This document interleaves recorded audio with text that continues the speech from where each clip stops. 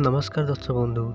आज आम किसी इंटरेस्टिंग प्रश्न जाना। प्रथम प्रश्न, कि फल खाइबा द्वारा दांत क्षीर भली सफा होता है? ऑप्शन ए कदली, ऑप्शन बी आंब, ऑप्शन सी अमृतभंडा, ऑप्शन डी लेंबू।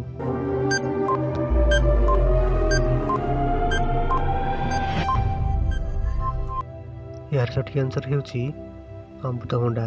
अमृतभंडा खाइबा द्वारा दांत सफा रही है। परवर्ती प्रश्न, केउं जीव 200 वर्ष पर्यंत बंची रही है?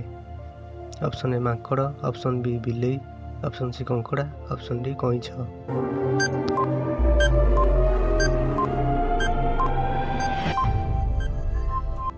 यार सठिक आंसर होउछि ऑप्शन डी कईछ, जे कि 200 वर्ष पर्यंत बंची रही है। परवर्ती प्रश्न, भारतरू सबुठारु अधिक रप्तानी होउथिबा परिबा केउंटी? ऑप्शन ए आलू, ऑप्शन बी सारू, ऑप्शन सी पियाज, ऑप्शन डी पणस।